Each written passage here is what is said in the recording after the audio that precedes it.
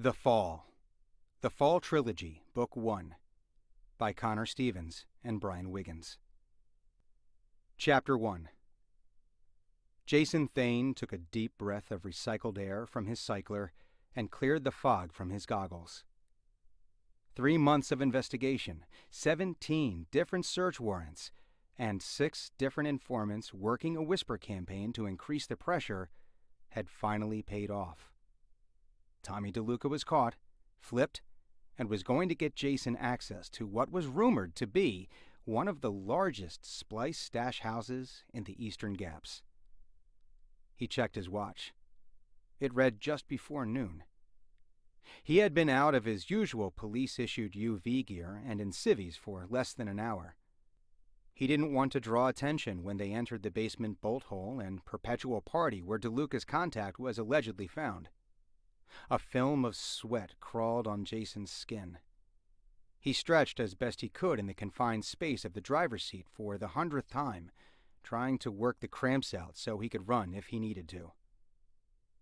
All that was left now was for DeLuca to lead him in, make the introduction, and hopefully sweet-talk their way to the top floor of the apartment building. The balding man with a rat-tail mullet and a hopeless comb-over trying to cover a losing battle with baldness sat in the back seat, muttering to himself. His eyes darted between staring at his shoes and out the window as he constantly wiped sweat from his brow with his sleeve. Jason couldn't help but smile under his cycler. Is that all? Jason scanned the block again. It was noon, and the street was practically empty, devoid of the usual bustle of people one would expect to see in a large city in the middle of the day, even in a less affluent area like the Gaps, the places where the sun did actually shine to everyone's detriment there. The sporadically, and sometimes haphazardly, mounted bargain bin and makeshift sun shields offered minimal protection at best. A stark contrast to the streets of Center City, he noticed, where under the protection of the towering sky shields, the upper-crust denizens were able to more freely go about their day, though still needing a degree of UV protection. He did note a few higher-quality shields being installed around the neighborhood. Maybe that's a good sign. Maybe these landlords are finally putting some money into these properties.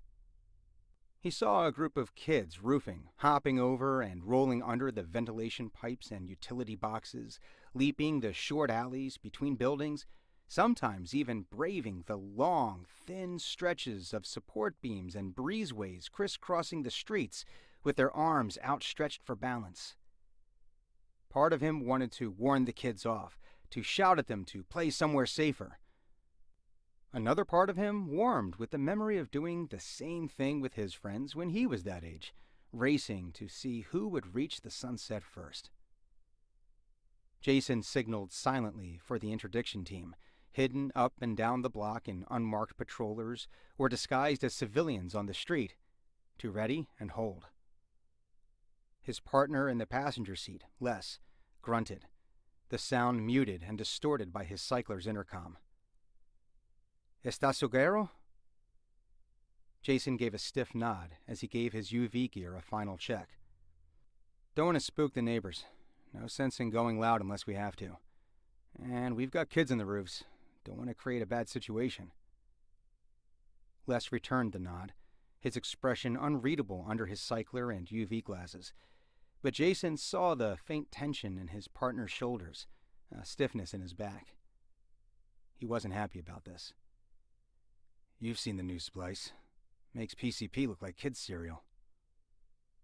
Sending in the entire team was the safer option. Jason knew this.